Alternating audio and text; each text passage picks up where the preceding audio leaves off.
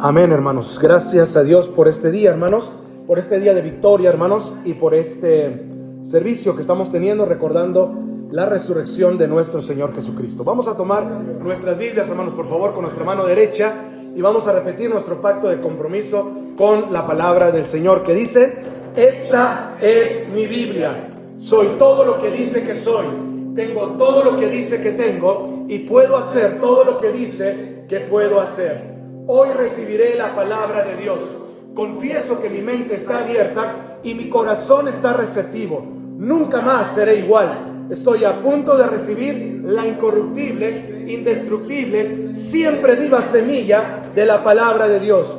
Nunca más seré igual. Nunca, nunca, nunca. Nunca más seré igual. En el nombre de Jesús. Amén. Amado Dios y Padre Celestial, venimos ante tu presencia en esta hora, Señor, con corazones humildes, pero vibrantes de gozo y expectativa. Señor, te damos gracias porque hoy no nos hemos reunido para conmemorar la memoria de un filósofo antiguo o de un mártir que se quedó en la tumba. Estamos aquí para celebrar un Salvador vivo. Padre, te pedimos que tu Espíritu Santo tome ahora mismo las riendas de este lugar. Quita cualquier distracción y rompe toda dureza de corazón y abre nuestro entendimiento para que tu palabra no sea solo letra muerta, sino fuego que arda en nuestro espíritu. Señor Jesús, tú que eres la piedra del ángulo, edifica nuestras vidas hoy. Danos el denuedo que tuvieron Pedro y Juan, ese valor santo que nace de haber estado en tu presencia, y que al salir de aquí el mundo no nos vea a nosotros, sino que reconozca que hemos estado contigo. Unge mis labios para proclamar tu verdad con claridad y poder, y que cada persona aquí presente reciba la vida abundante que solo tú puedes dar. Habla, Señor, que tu iglesia escucha. En el nombre de Jesús oramos. Amén y amén, Señor. Amén. Siéntense, mis amados hermanos, por favor, y que el Señor les bendiga. El día de hoy, hermanos, quiero tratar un tema acerca de la resurrección que le he puesto por título La Conquista, porque el Señor Jesucristo conquistó la muerte. ¿Cuántos dicen amén? La Biblia dice, hermanos, que el Señor se levantó victorioso de la tumba, hermanos. Sorbida es la muerte en victoria, y dice que el Señor venció la muerte, y Dios está ahora celebrando, y está Jesucristo sentado en la diestra de Dios nuestro Padre. Por eso es que es una conquista. Y hoy, a través de la resurrección, el Señor nos enseña 5 hechos de la resurrección. Hay mucha gente hoy en día que no cree en la resurrección, o no le conviene creer en la resurrección, porque si creyese en la resurrección, entonces tendría que creer en ese Dios vivo, santo y temible que es nuestro Señor Jesucristo, hermanos, nuestro Señor Dios Todopoderoso, y tendría que hacer lo que Él dice en su palabra. Por eso es que hay 5 hechos acerca de la resurrección que todos nosotros, como hijos de Dios, debemos de aprender y debemos de enseñar y también proclamar allá afuera en el mundo. No solamente decir que Jesús resucitó al tercer día, no solamente decir que Dios le levantó de los muertos, y no solamente decir que Él venció la muerte y que Él ahora está sentado a la derecha del Padre. Eso lo sabe cualquier persona del mundo, pero no le entra en su corazón cuando no tiene un corazón dispuesto. Pero hay 5 hechos que la gente va a decir: ¿cómo estás seguro que la resurrección fue un hecho real? ¿Cómo estás seguro de que verdaderamente Jesucristo vive y hoy está sentado a la derecha del Padre? Bueno, hay muchos indicios en la palabra de Dios, principalmente en el libro de los Hechos, el capítulo número 4, que por cierto ya nosotros estudiamos gran parte del libro de los Hechos. Unas semanas atrás, ¿se acuerdan? Unos meses atrás estudiamos gran parte del libro de los Hechos, donde nos decía Pedro y Juan, que precisamente es el pasaje de la Biblia donde nos dice que ellos fueron encarcelados, ellos fueron acusados, pero no les encontraron ningún delito por el cual ellos deban de permanecer en la cárcel. Y la Biblia dice que ellos testificaron acerca de la resurrección por un hecho sorprendente que sucedió a la vista de todos los que estaban ahí en Jerusalén. Pero leamos la Biblia, ahí en el versículo que tienen ustedes también en las hojitas que les acabamos de entregar con el mensaje. Dice la Biblia, hermanos, todos juntos: sea notorio a todos vosotros y a todo el pueblo de Israel que en el nombre de Jesucristo de Nazaret, a quien vosotros crucificasteis y a quien Dios resucitó de los muertos, por él, este hombre está en vuestra presencia sano. Había un milagro. Y dice que ellos declararon que el hombre había sido sanado por este hombre llamado Jesús, a quien ustedes crucificaron. Y la Biblia nos dice en el libro de Hechos capítulo 4 que los apóstoles dieron 5 razones acerca de la resurrección de Jesucristo. Escuché de una maestra que dio una tarea a sus alumnos. Les dijo: deben escribir un ensayo sobre un hombre vivo, el hombre vivo más grande de todo el mundo. Y un estudiante escribió un ensayo sobre Jesucristo. Y la maestra dijo: este es un ensayo maravilloso, pero no me entendiste. Dije el hombre vivo más grande. Y ese estudiante le respondió correctamente a esa maestra: maestra, él está vivo. Él está vivo. Otros mueren y se quedan muertos, pero Jesús murió y resucitó de la tumba. ¿Cuántos dicen amén? Estaba leyendo sobre Harry Houdini. Era un hombre escapista y en realidad murió en el año 1936, un 29 de noviembre. Pero he leído sobre él y este hombre era un genio. Podía salir de cualquier cosa y podía salir de cualquier prisión. Y este hombre realmente le decían que tenía una flexibilidad, como una anguila. Tenía los ojos de un gato. Intentaron todo tipo de formas para mantener a este hombre encerrado. A veces lo ponían en un ataúd y enterraban el ataúd y él salía. A veces lo remachaban dentro de calderas de metal y él escapaba. A veces lo cosían dentro de bolsas de lona y lo lanzaban al río y aún así, de alguna manera, escapaba. Y una vez lo pusieron en una prisión federal en Washington de máxima seguridad. Estuvo ahí menos de media hora y salió caminando, y mientras caminaba había movido a la mayoría de los prisioneros de una celda a otra. Era un genio, un individuo increíble. Su biógrafo dijo: él podía escapar de todo excepto de su propia mente. Y sin embargo llegó el día en que Harry Houdini murió. Y amados hermanos y amigos, él no escapó de la muerte. No hubo trucos ahí, no hubo habilidad ahí, no hubo flexibilidad ahí. Harry Houdini murió.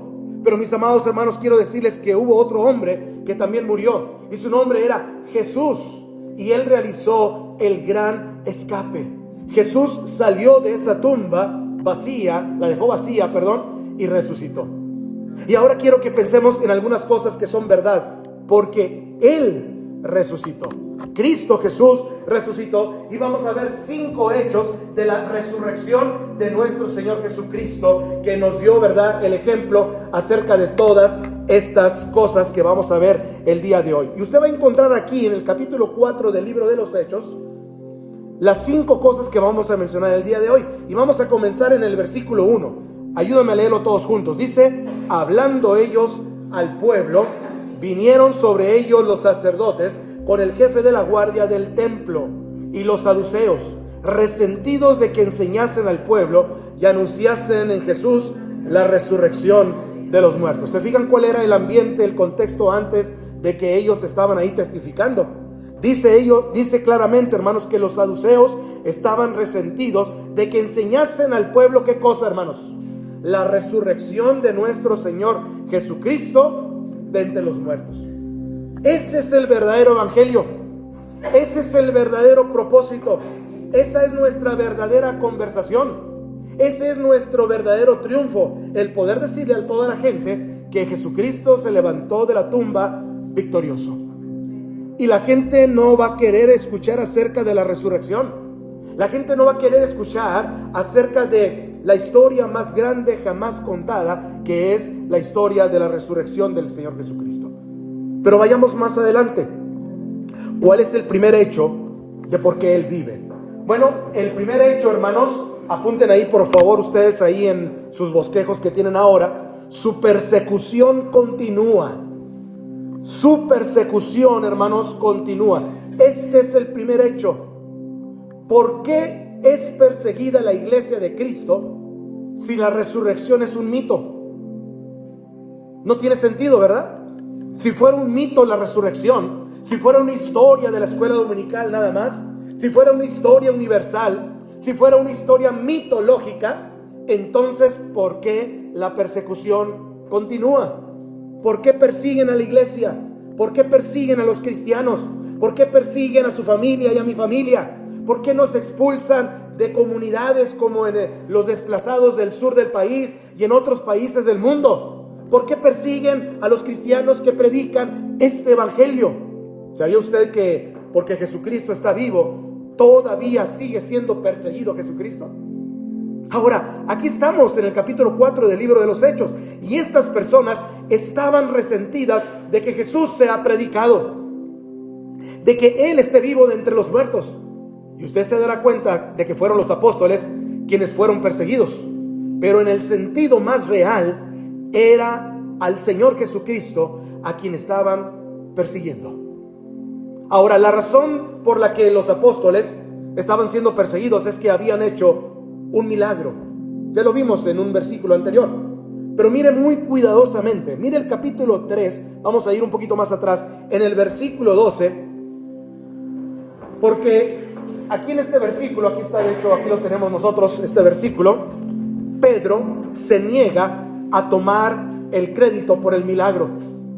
Por medio de el apóstol Pedro y el apóstol Juan, un hombre fue sanado, y lo vamos a leer.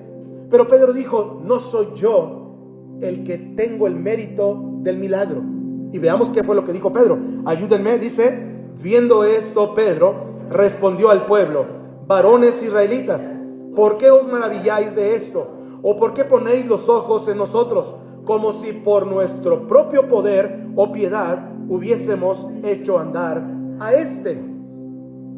Y luego mire, si es tan amable, en el capítulo 4, versículo 10, que es el versículo que leímos hace unos momentos atrás, que ahora vamos a entenderlo completamente bien el contexto. Ayúdame a leer fuertemente este versículo. Dice: sea notorio a todos vosotros y a todo el pueblo de Israel que en el nombre de Jesucristo de Nazaret, a quien vosotros crucificasteis y a quien Dios resucitó de los muertos, por él, este hombre está en vuestra presencia, el mismo hombre del capítulo anterior. ¿Lo captan? Se había hecho un milagro. Y a los altos jerarcas no les gustó este milagro. La gente comenzaba a seguir al Señor Jesucristo en ese tiempo y pensaron que habían terminado con Jesús en la cruz. Pero ahora aquí hay un hombre sanado. Y Pedro dijo: oigan, nosotros no lo hicimos. Jesús lo hizo. Jesús lo hizo. Y cuando perseguían a estos apóstoles, realmente ¿a quién estaban persiguiendo, hermanos? A Jesús, porque los apóstoles eran solo las manos y los pies del Señor Jesús. Él tiene un nuevo cuerpo ahora, y su nuevo cuerpo se llama ¿cómo? La iglesia. Ahora, lo persiguen a usted, me persiguen a mí, y Él sigue vivo. ¿Quiénes pueden decir amén en esta mañana? Recuerda cuando el apóstol Pablo estaba en el camino a Damasco y Jesús se le apareció en el camino. Él dijo: ¿quién eres, Señor? Y él dijo: yo soy Jesús, a quien tú ¿qué? Persigues. Ahora él podía haber dicho: bueno, quien quiera que seas, yo no te estoy persiguiendo a ti, solo persigo a estos apóstoles y a los discípulos tuyos de la iglesia, solo persigo a los cristianos. Pero el punto es tan claro que no puede perderse. Cuando persigues a la iglesia, estás persiguiendo a Jesús. Y eso aplica para no creyentes y para los propios creyentes también. Es decir, si un creyente persigue a la iglesia, persigue a Cristo también, porque Jesús no está muerto, Él está vivo. No puedes perseguir a un hombre muerto, y porque Él vive, su persecución continúa todavía. Ese es el primer hecho histórico. Entonces, ¿qué caso tiene perseguir a la iglesia y a los creyentes si Cristo no resucitó y Él está todavía en la tumba? ¿Qué caso tiene? La gente entiende perfectamente bien que este hecho sucedió, pero no lo quiere aceptar. Ahora, es algo interesante. ¿Por qué perseguían a Jesús? ¿Por qué perseguían a estos hombres? ¿Y por qué lo van a perseguir a usted? ¿Y por qué me van a perseguir a mí? ¿Por qué no les gustamos? ¿Por qué el mundo no ama a Jesús? Bueno, uno pensaría que el mundo se alegraría de escuchar un mensaje como este. Uno pensaría que la gente amaría a Jesús, pero no es así. ¿Saben por qué? Déjenme decirles algo. El mundo ama al niño Jesús en diciembre. Nadie tiene dificultades con el bebé Jesús. No persiguen a Jesús de niño porque nació de una virgen, nacido en Belén. No lo persiguen por sus enseñanzas. No lo persiguen porque sanó a los enfermos y alimentó a las multitudes. De hecho, al mundo le gusta ese mensaje. Es un buen mensaje para el mundo en Navidad. Los comerciantes que ni siquiera creen en Jesús aman poner villancicos en sus tiendas para poder vender más mercancía, porque no les importa verdaderamente el evangelio. ¿A quién Jesús es a que el mundo no quiere? ¿A qué Jesús? ¿A qué tipo de Jesús es al que el mundo no quiere? Bueno, es al Jesús que vino a destruir las obras del diablo. Ese es el Jesús que persiguen. El Jesús que está en contra de la violación, en contra del asesinato, en contra de la codicia, en contra del orgullo, en contra del aborto, de la sodomía, en contra del odio racial y de todas estas cosas. Ese es el Jesús que el mundo no puede soportar. Y ese es el Jesús que dijo: yo soy el camino, la verdad y la vida, y nadie viene al Padre, ¿qué dice? Sino por mí. Ahora póngalo en grande, claro y directo. Cuando usted se mantenga firme por este Jesús, cuando usted verdaderamente salga y testifique de este Jesús, cuando usted diga que la resurrección es un hecho glorioso, cuando usted diga que Jesús vino a cambiar tu vida y mi vida y cómo estás viviendo, entonces déjeme decirle que como lo hicieron los apóstoles aquí en el 4º capítulo del libro de los Hechos, este mundo le va a caer sobre usted como un martillo. Y toda la artillería del infierno va a ser apuntada hacia usted, tal y como fue apuntada hacia el Señor Jesucristo. Si usted no está recibiendo ninguna persecución, no se jacte de ello. Pues la Biblia dice: y también todos los que quieren vivir piadosamente en Cristo Jesús padecerán persecución. No crea que el mundo se ha vuelto más religioso. No crea que porque comparten las bendiciones todos los días y manitas así pegadas y una Biblia y un versículo y comparten cruces, no crea que este mundo se ha vuelto más religioso. No, es solo porque la iglesia, los creyentes, se han vuelto más mundanos y porque nos hemos vuelto más laxos en nuestro evangelio. Por eso es que el mundo, hermanos, se cree religioso. La primera cosa entonces que dije es que su persecución, ¿qué cosa? Ahí lo tienen ustedes. ¿Su persecución qué? A ver si están aquí, por favor, hermanos. ¿Sí están aquí, verdad? Su persecución continúa. Y ese es el hecho histórico. Vamos al punto número 2, hermanos, por favor. Su predicación convence. Su predicación convence. Ese es el punto que nos está llevando ahora en el libro de los Hechos. Su predicación convence. Mire, el versículo 4 nos dice de la siguiente manera. A ver, ayúdenme a leerlo, por favor, todos juntos. Dice: pero muchos de los que habían oído la palabra creyeron, y el número de los varones era como 5,000. Uno de estos días me gustaría predicar que 5,000 personas se puedan salvar. Ahora, ¿qué fue? ¿Qué fue lo que estos hombres pescadores, sin letras, sin educación, pudieron levantarse y predicar y que 5,000 personas vinieran a Cristo esa misma tarde? ¿Qué fue lo que hizo? Les diré por qué. Porque Él vive y ellos no dependían de su poder de oratoria o de su poder de la lógica o de su atractivo personal bien vestidos para atraer a estas personas a Cristo. Había un Cristo dentro de ellos que estaba vivo. Y se los he dicho antes y se los voy a decir de nuevo. Cualquier cosa de la que yo pueda convencerlos con palabras, alguien más los puede convencer de lo contrario. si mi predicación solamente es palabras, si mi predicación solamente es una buena oratoria, cualquier otra persona allá afuera los puede convencer de lo contrario. Programas de televisión, programas de internet, algún podcast o algún influencer les puede meter otra cosa en la cabeza y sacarles lo que aprendieron el domingo en la mañana. Pero no estamos predicando hoy hechos sobre un Cristo muerto de la historia. Le presentamos a un Cristo vivo y no dependo de convencerlos para que crean en Jesucristo. Porque si 11 de los amigos de Tomás no pudieron convencer a Tomás de la resurrección, si 11 apóstoles que habían visto con sus propios ojos no podían convencer a Tomás, yo no seré capaz de convencerlo a usted tampoco. ¿Saben qué convenció a Tomás? Ya que nos metimos en el tema de Tomás, él tuvo un encuentro con el Señor viviente. Tuvo un encuentro. Y cuando tuvo un encuentro con el Cristo vivo, él fue convencido y convertido. ¿Saben qué necesitan hoy? Necesitan un encuentro con Jesucristo. No con una iglesia, no con el pastor, no con los cantos de la iglesia. La gente necesita conocer al Cristo vivo. Y estas personas fueron puestas en contacto por el Espíritu Santo con el Cristo vivo. Y fueron total y absolutamente convencidas. Y usted lo ve. Otros líderes vienen y se van y mueren. Pero Jesucristo permanece por siempre y para siempre. En la tumba de Lenin, ese gran líder comunista, iba a decir otra cosa, pero vamos a ponerle líder comunista. Él está ahí en una tumba, en un sarcófago de cristal, un estuche de cristal. Él está allí, está bellamente embalsamado. Ahí está su rostro de cera, su barba está recortada perfectamente. Hay un soldado allí, otro allá y otro acá, y cuidando la tumba, y están vigilando a ese gran dictador Lenin. Y en esa tumba hay unas palabras escritas. Las palabras dicen: él fue el líder más grande de todos los pueblos, de todos los países, de todos los tiempos. Él fue el Señor de la nueva humanidad. Él fue el Salvador del mundo. Y ahí yace este muerto dictador.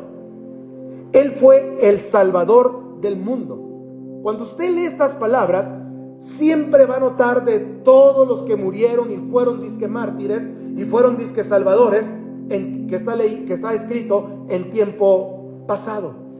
Él fue y Él fue. Pero Jesús dijo: yo soy el que vivo y estuve muerto, mas he aquí que vivo por los siglos de los siglos. Amén. ¿Cuántos dicen amén, hermanos? Amén. Yo estoy vivo, yo he muerto, y ahora estoy vivo. Quiero decirle que eso hace la grande diferencia. Cristo está resucitado, Cristo ha resucitado y Él ha resucitado en verdad. Usted ve que es el Cristo vivo. Es el encuentro con el Cristo vivo lo que convence verdaderamente a la gente. Y esa es la razón de por qué no debemos de depender de nuestras habilidades para predicar. Porque nuestras habilidades, nuestro trabajo, el gozo, mi responsabilidad solamente es llevar a las personas a un encuentro con Jesús. Pero cuando usted conoce al Señor Jesucristo, usted ve que porque Él vivió, su persecución todavía continúa. Y porque Él vive, su predicación convence. Y hay una diferencia porque estamos predicando a un Cristo vivo. No estamos recordando una imagen, no estamos recordando a un muerto, no estamos recordando a alguien que la gente le es indiferente. Estamos recordando a un Dios que sentimos vivo en nuestro corazón. Su predicación convence a cada vez más a mucha gente, convence a miles y miles de personas en todo el mundo. Nada más el día de hoy, muchas iglesias tendrán una grande cosecha de almas por predicar el evangelio a las personas que invitaron a la gente a un culto de resurrección. Y la Biblia dice, hermanos, que su predicación convence.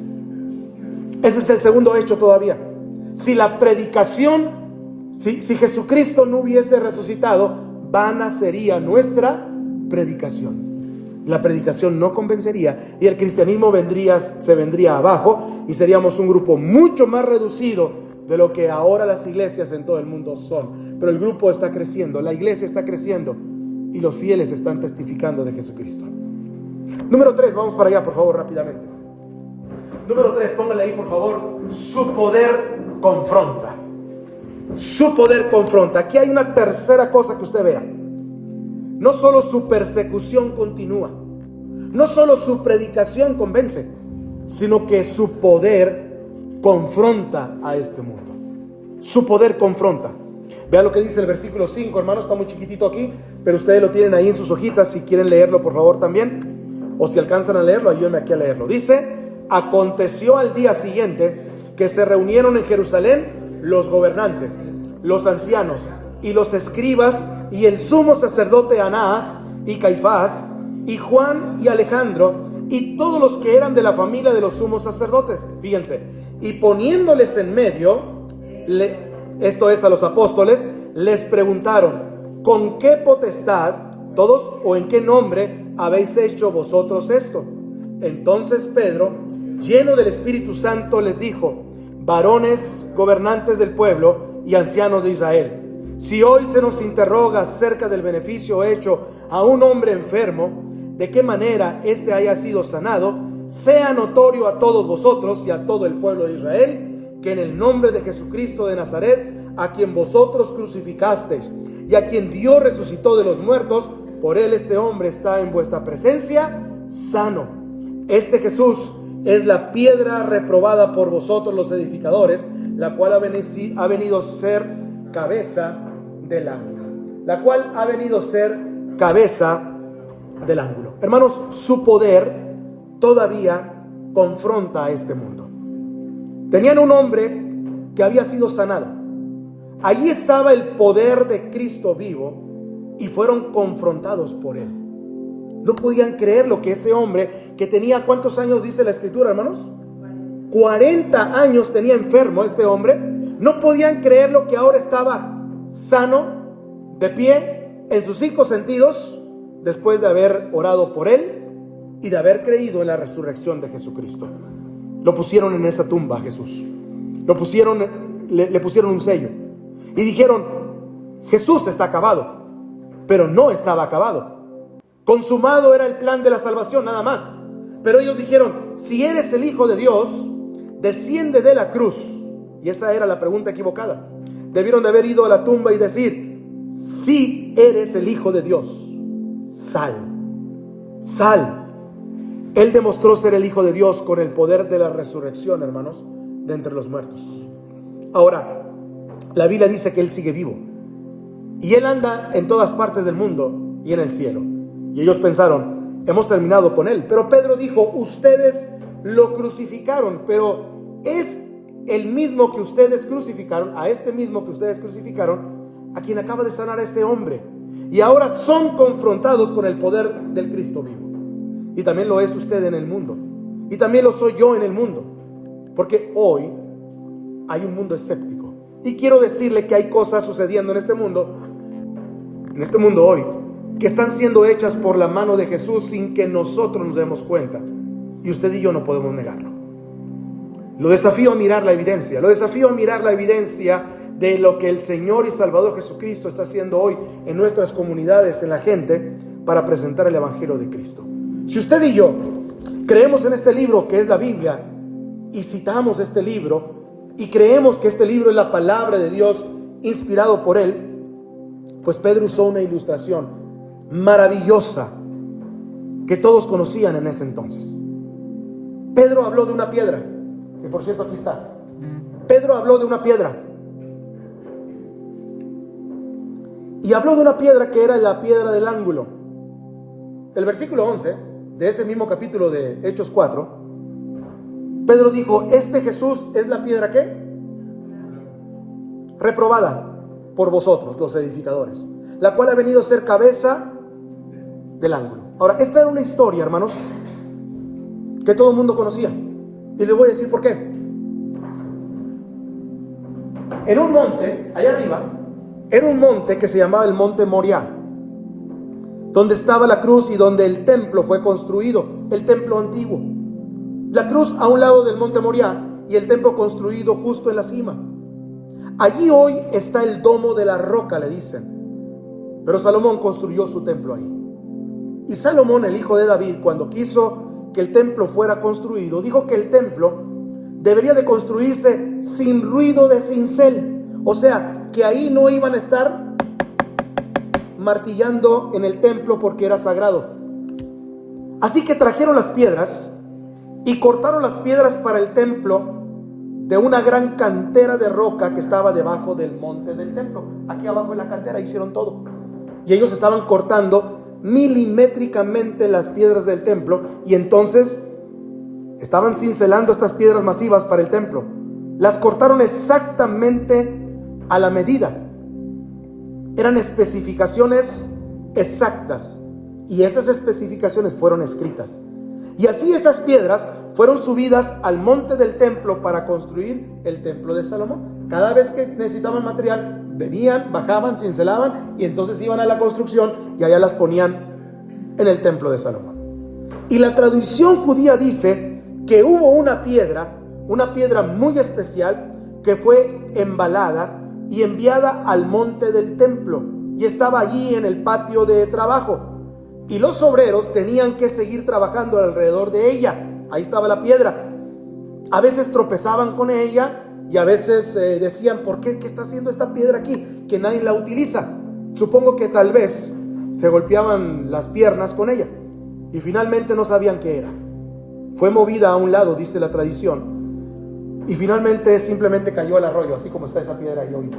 Cayó al arroyo, en el valle de Cedrón, le dicen. Y los arbustos crecieron a su alrededor y la cubrieron. Cuando llegó el momento de la piedra del ángulo, ¿cuál es la piedra del ángulo, hermanos? La piedra que está hasta mero arriba, la principal, en el mero pináculo, arriba. Para ponerla en el templo, dijeron a la gente de la cantera que estaba ahí arriba, dijeron: manden la piedra del ángulo. Y ellos dijeron: ¿a qué se refieren con mandar la piedra del ángulo? La mandamos hace mucho tiempo. Y dijeron: no la tenemos, no tenemos la piedra del ángulo. Y dijeron: bueno, mejor revisen de nuevo porque sabemos que la enviamos a ustedes. ¿Saben ustedes dónde estaba esa piedra, verdad?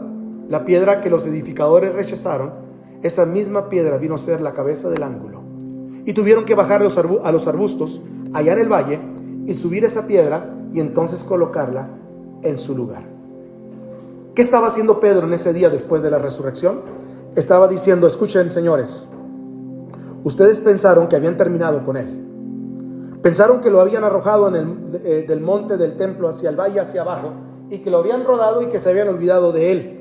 Pensaron que estaba en los arbustos, pensaron que estaba en la tumba, pero él es la cabeza del ángulo del templo. Y quiero decir hoy, hermanos, nuevamente por quinta, sexta vez, que él vive. Y porque él vive, su persecución continúa.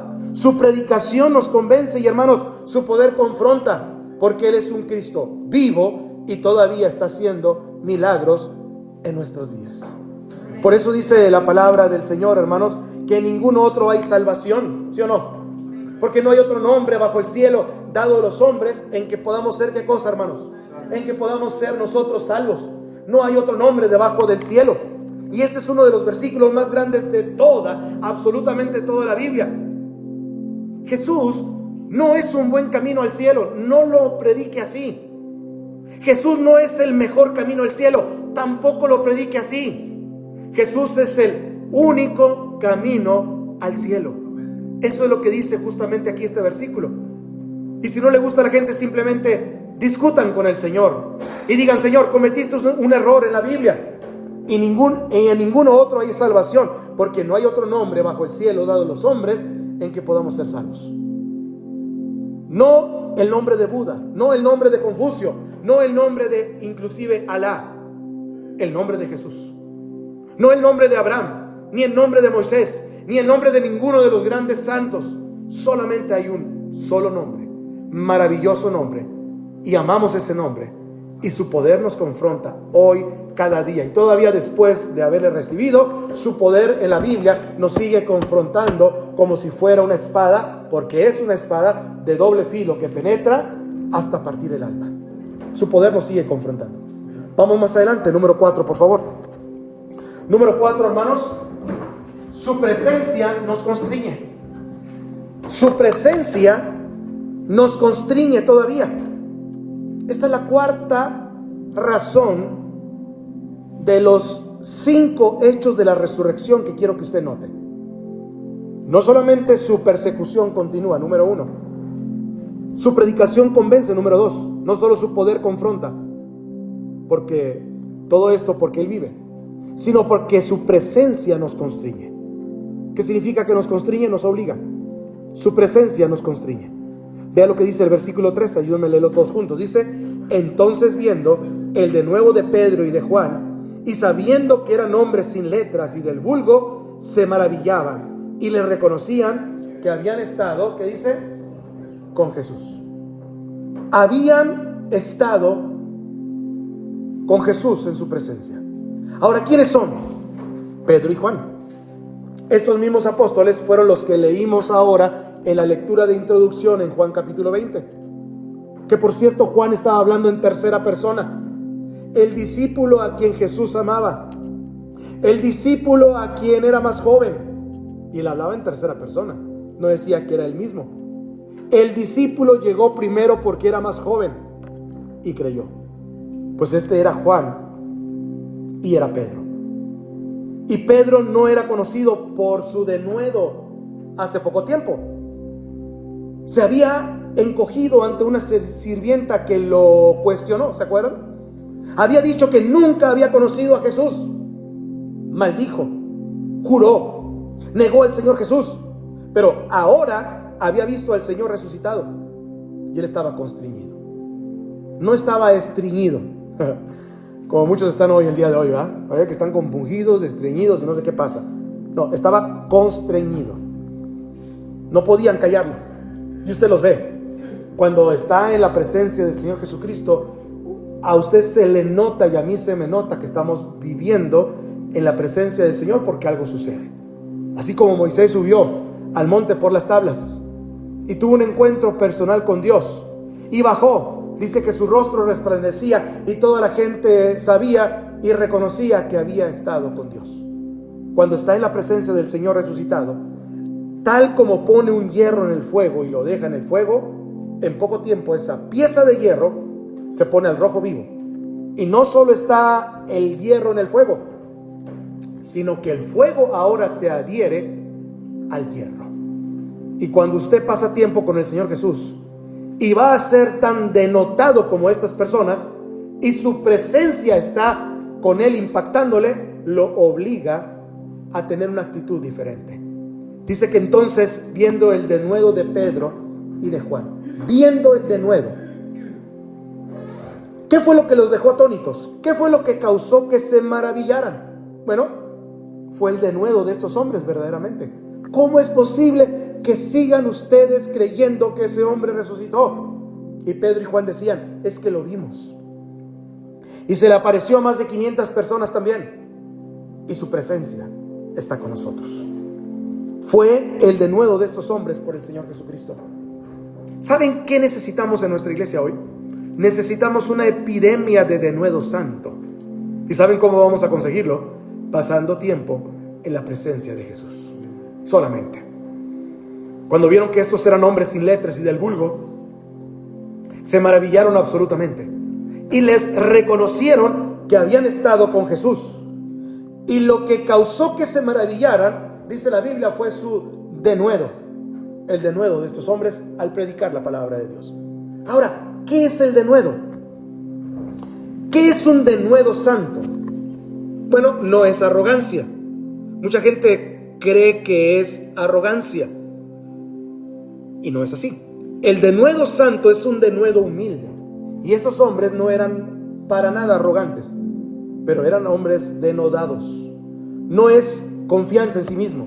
Usted puede tener confianza en sí mismo y eso alejará a la gente, pero necesitamos la confianza en el Señor, la confianza en Dios. Lo que algunas personas llaman denuedo no es denuedo. Denuedo es saber que Jesús está vivo y lo predicamos. Y quiero decir, escuche, si usted está verdaderamente, y yo estoy verdaderamente convencido de que Jesucristo salió de esa tumba, ¿podríamos alguna vez ser intimidados? Piénselo. Cuando vieron el denuedo de Pedro y de Juan, dice que se maravillaron. Eran hombres sin letras y del vulgo y se maravillaron. porque les reconocieron que estos hombres habían estado con Jesús. La gente dijo: oigan, ellos han estado con Jesús y ellos por eso predican un evangelio fuerte. ¿Sabe? Estos hombres, si realmente lo piensan, estaban enfrentando el equivalente de una corte suprema. Ellos estaban delante de los sacerdotes, de los escribas del pueblo, pero ellos eran un par de campesinos rústicos. La Biblia dice que eran de Galilea, eran de la región de las colinas, eran pescadores, y deberían de haber estado ahí simplemente arrastrando los pies, con la cabeza baja, humilde y con miedo. Pero ellos estaban ahí. Y quiero decir, estaban frente a los gobernadores más altos de esa región. Piensen en el lugar donde estaban. Allí, afuera del magnífico templo que construyó Salomón. Estaban en absoluta y absolutamente desinhibidos, con un rostro como el sol del mediodía, radiantes. Y tomaban una postura por el Señor Jesucristo. Y dijeron ellos: no nos callarán, ni nos rendiremos, ni retrocederemos. Están predicando a Jesús. Y yo quiero algo de ese denuedo también en mi propia vida. Y ojalá usted también desee ese denuedo para predicar el evangelio en su propia vida, porque lo necesitamos. ¿Cuántos dicen amén? Le digo que por la fama en que lo consigue, es pasando tiempo con el Señor Jesucristo vivo. Y hermanos, su presencia, número 4, su presencia nos constriñe y nos obliga a poder predicar el evangelio. No podemos estar avergonzados y no podemos retroceder. ¿Qué dice la Biblia? Hay de aquel que pone sus manos, ¿dónde? En el arado, y mira hacia atrás, dice que no es digno de ser su discípulo. Por eso te necesitamos predicar con denuedo. Y número 5, hermanos, para terminar con esta reflexión acerca de la resurrección y la conquista de Jesús en la muerte, porque estamos viendo 5 hechos reales, históricos, y 5 hechos contundentes acerca de la resurrección de Jesucristo, hermanos. El punto número 5 es que su pueblo confiesa. El quinto de estos hechos de la resurrección, que quiero que usted note en esta mañana, directamente en este capítulo. ¿Qué sucede cuando sabemos que Él está vivo? Bueno, ya dijimos, su persecución continúa, su predicación nos convence, su poder confronta, su presencia constriñe, y aquí está el último: su pueblo confiesa. Mire ahora el versículo 14 que está aquí precisamente, hermanos. Versículo 14, Hechos 4, del 14 en adelante, aunque usted lo tiene ahí también en sus hojitas. Dice todos juntos: y viendo al hombre que había sido sanado, que estaba en pie con ellos, no podían decir nada en contra. Entonces les ordenaron que saliesen del concilio y conferenciaban entre sí diciendo: ¿qué haremos con estos hombres? Porque de cierto señal manifiesta ha sido hecha por ellos, notorio a todos los que moran en Jerusalén, y no lo podemos negar. Sin embargo, para que no se divulgue más entre el pueblo, amenacémosle para que no hablen de aquí en adelante a este hombre alguno en este nombre. Y llamándoles, les intimidaron que en ninguna manera hablasen ni enseñasen en el nombre de Jesús.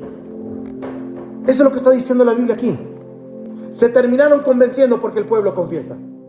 Ahora vean esto: mas Pedro y Juan, dice el siguiente versículo, hermanos, aquí, a ver, vamos a leerlo que está acá, Hechos 4, 19 al 20, todos juntos ayúdenme. Mas Pedro y Juan respondieron diciéndoles: juzgad si es justo delante de Dios obedecer a vosotros antes que a Dios, porque no podemos dejar de decir lo que hemos visto y oído. ¿Su pueblo qué? Confiesa. Ellos dijeron: no podemos dejar de predicar a un Señor resucitado. Y no queremos que cuenten este mensaje. ¿Y por qué no querían que ese mensaje saliera a la luz? Por el poder del mensaje. Por el poder del mensaje. Me han dicho que en una ilustración que contaban en la escuela dominical, que un demonio le dijo a otro demonio: si esos teólogos liberales alguna vez dejan salir a Jesús de la tumba, que el infierno nos ayude, todo el cielo se desataría. Porque hoy en día los teólogos liberales y los teólogos de otras religiones no están convencidos de que Jesús salió de la tumba. Y hermanos, eso es verdad. Todo el cielo se desataría cuando todas las iglesias confiesen que Jesús ha resucitado. Ellos sabían que todo el cielo estaba a punto de desatarse. Y dijeron, no pueden predicar más este mensaje. No prediquen más en ese nombre. No prediquen más en Jesucristo. Y usted bien podría haberle dicho al sol que no brille antes de decirle a estos hombres que no podían predicar a un Cristo resucitado. Es decir, primero se apagaría el sol a que estos hombres dejaran de predicar. ¿Saben por qué? Porque lo habían visto. Ellos lo habían visto y no podían callarlos, porque Él vive, su pueblo confiesa. Cualquiera que ha sabido que Cristo está vivo no puede quedarse callado. Algunos de ustedes no están testificando. Algunos de nosotros no estamos testificando en absoluto. ¿Y quieren que les diga por qué no estamos testificando? Porque está justo aquí en el versículo 20. Porque no podemos dejar de decir lo que hemos visto y oído. ¿Saben qué es un testigo? Un testigo cuenta lo que ha visto y lo que ha ¿qué? ¿Saben por qué algunas personas no testifican? Quizás no lo han visto y oído todavía. No han visto ni oído nada. Porque una persona que ha visto y oído que Jesucristo está vivo, no puede ser obligada a callarse. Su pueblo confiesa. Si usted está compartiendo a Jesucristo, si no le está confrontando a la gente sobre Jesucristo, francamente, no creo que mucha gente entienda que Él está vivo. Y no creo que haya visto nada. Y no creo que haya oído nada. Vean, la Biblia nos dice en el capítulo 5, versículo 42.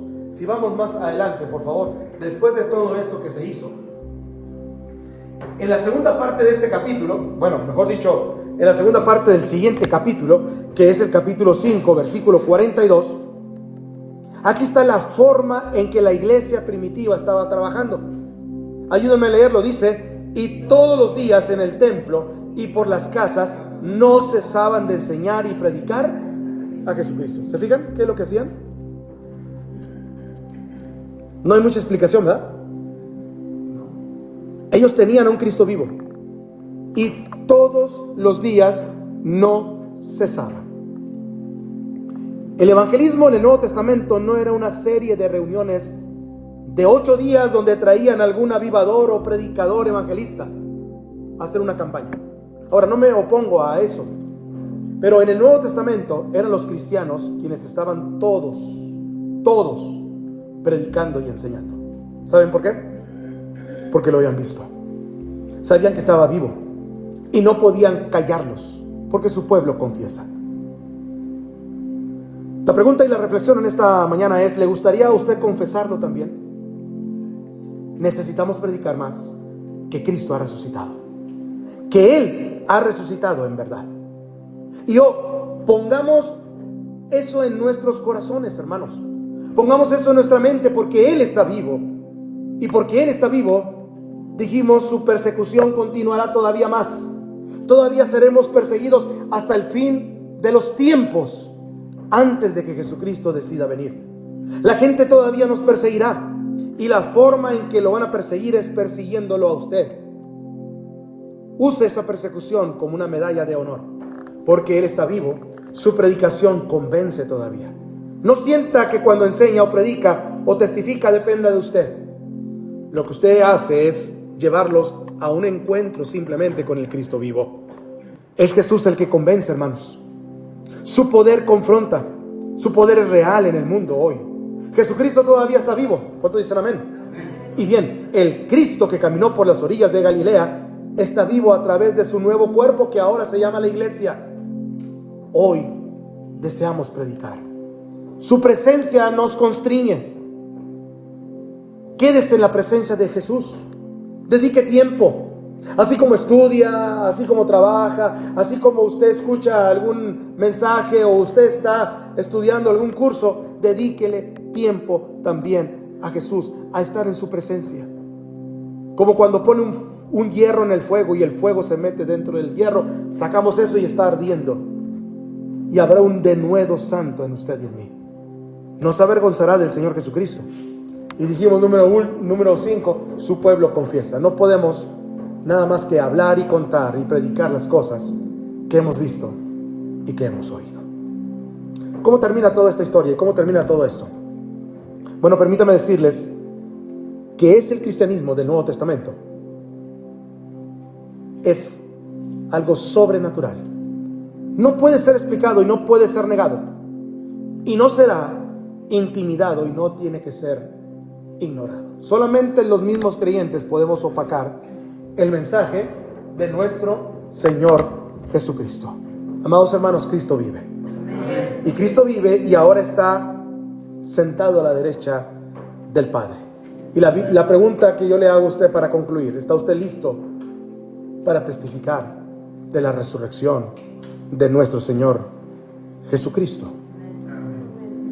Pongámonos de pie entonces y oremos al Señor. La Biblia dice, hermanos, yo he venido para que tengan vida. ¿Y para que la tengan qué cosa? En abundancia. Ese es el mensaje que tenemos que predicar.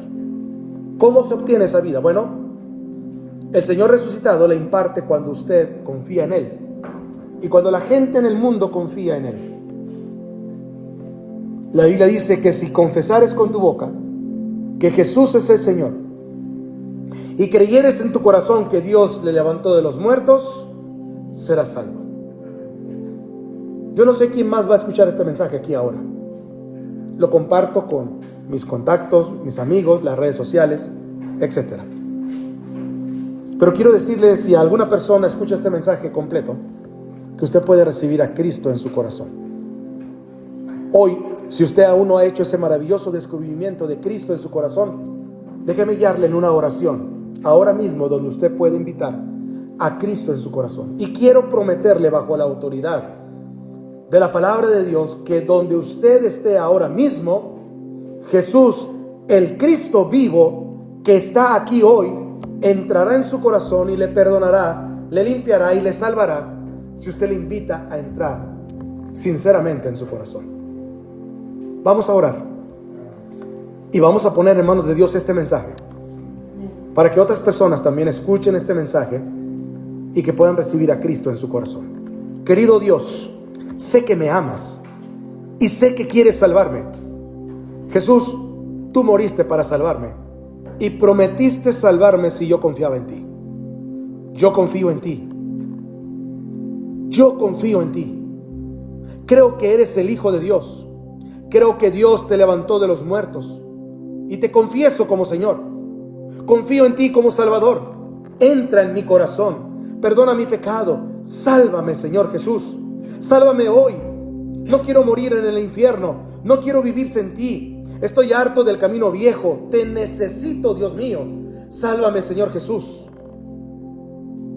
Lo pido de todo corazón. Sálvame, Señor Jesús.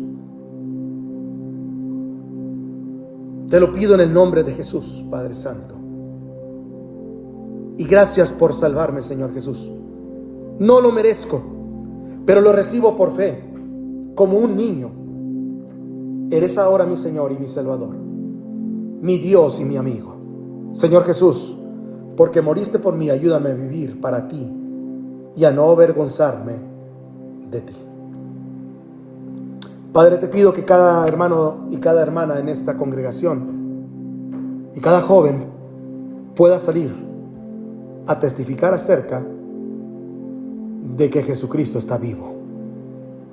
Y Él vive en nuestros corazones y por eso su pueblo confiesa la palabra de Dios. En el nombre de Jesús te lo pedimos y te lo rogamos todo. Amén y amén, Señor. Amén. Siéntense, hermanos, que el Señor les bendiga.